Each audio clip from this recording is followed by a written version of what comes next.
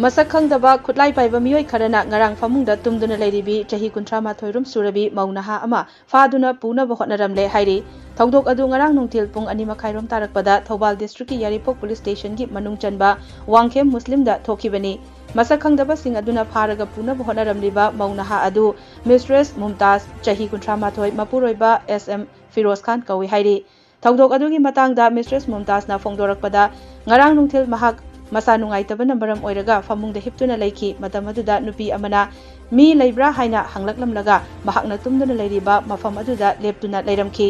kutlai pairaga lakpa sakhangdaba miyoising aduna fauden phawbata chatsi hairaki kari maramgino kanano haibasu pakhum amata piramkide masak maming takthokdaba karigino haibasu taktaba miyoising aduna ahalna tharakpani shida wari sabagi mathau tade haina garida chingkhatnaba honarakpani haiki matam aduda lekai gi miyoising khangnarakpadagi makhoi adu mafam adu thadoktuna chenkibani makhoi sing aduna mobile phone amasu pubikhre hairaduna asigumba thokdok asi makhatana thokhanbiganu Manipur lengaki mari leinaba singnasu mityeng changbiyu haiki aijo hakchang nungaitaba hipa laibane adu angang singhe school halakpa thangairiba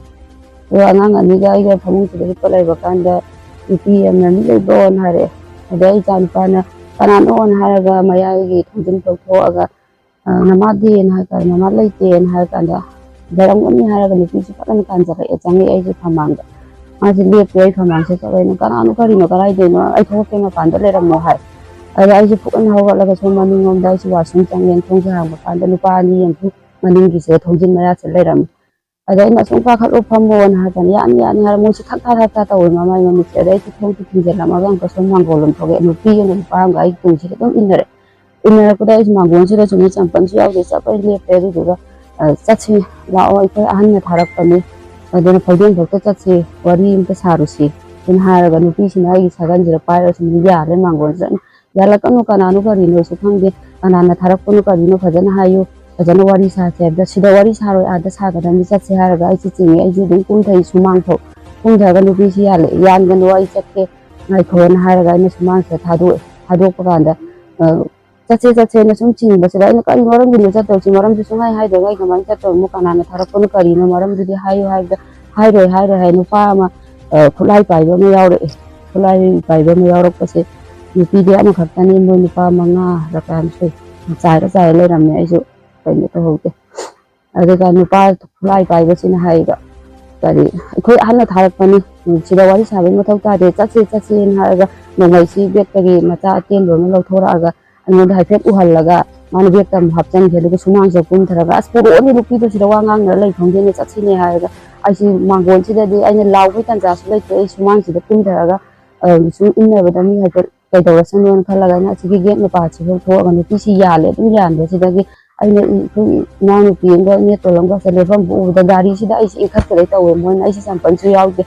ai ne ngai kho na ha ga ai ne makuchi kan tho ko je khut na mana mana phara gai si na mana gari si khat le to ko si ai ne ine to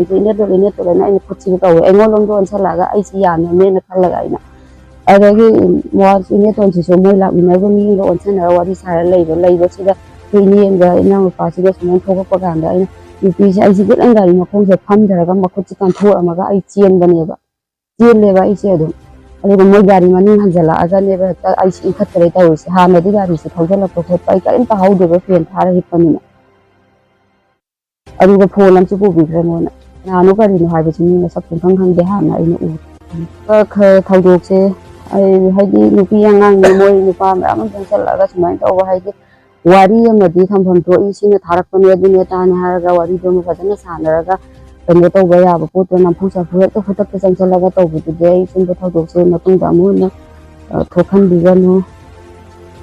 Thawong adubu Joint Coordinating Committee of Elisa PYC Fauden amasung WMDA Wangkhem Muslimna akan mamongda condemn tawrakli Committee asige General Secretary MD Yasser na haikibada khutlai paiba masakhangdaba miyoi singna committee asida pau amata piramdana Wangkhem Muslim gi imung amada changsinduna tumlaga leiribi nupi amabu faduna puna bhotnaramba laikai miyamda aki tujung piramba khaktanatana khunna sida irang thonghalaknaba machak ohelamba asi laibak thibani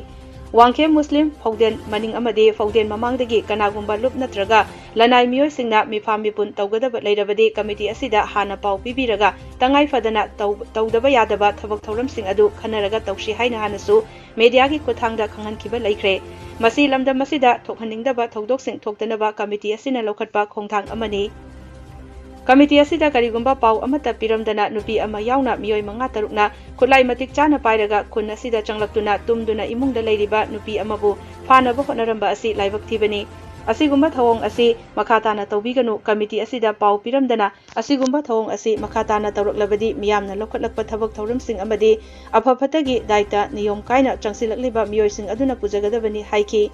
Manipur gi luraba tanfam asida masak khangdaba singna khutlai pairaga mibu warakpagi mingda mifam mipun tawba mibu aki tujungba pibagi thawong asi tawbiganu hainasu yasarna appeal tawrakhi panba yai thogdok asigi matangda Yaripok police station dasu aiba waka cherol amasu pisinkre hairi Wangkhem Muslim da leiba MB Siraj Ahmad hairiba hal asigi machanupa MB Firoz tawba maki imungda masak khangdaba miyoi kharana gari ahumda laklaga maki Firoz machamaki imungda tamnana nupa mariga nupi amaga changsilaklaga Firoz loinabi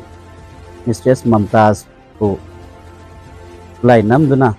imungdagi bapana puthuraklaga gari da hapkatnaba hotnaramba gi thaudokta kaikai miyam chensilakna tanabadagi makoina nupi macha adubu thadoklamlaga afamda thadokna chenkibagi thawdok adubu Joint Coordinating Committee Ever Living Youth Sporting Agency Fauden Maning Fauden Youth Club Fauden Mamang amadi Wangkhem Muslim Development Association Wamda hairiba ahum asigi apunba committee asina amoi sokna nungaitaba hongdoksari loinana hairiba committee asina mamangda so press release thadokkiba laikre madudi hairiba khulahum Wangkhem Fauden maning mamang hairiba ahum asida kanagumba lupsing natragana kanagumba miyoisingna mifam mipun tawba ahanbada hairiba club ahumgi apunba body asida pau phawiraga munna khannaraba matungda makoida tangai phadana tawdaba yada throksing adu punna tawminaba haina adoki basu leire madugi wangmada karigumba paw ama pokpidana ngarang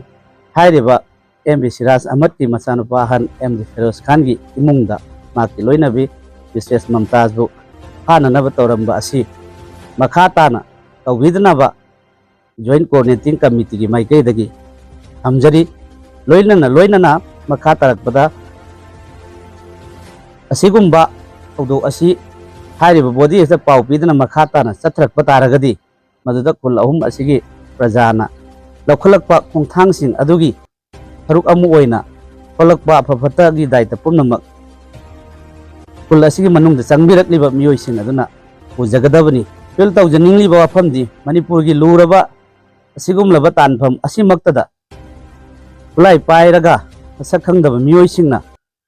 hek mifam mipun natragana mibu warakpagi mingda aki tujungda poghanbagi thawongsing ase makhatana tawbidanaba hairiba club ahumgi apunba Joint Coordinating Committee gi maikaidagi miyamda thamjari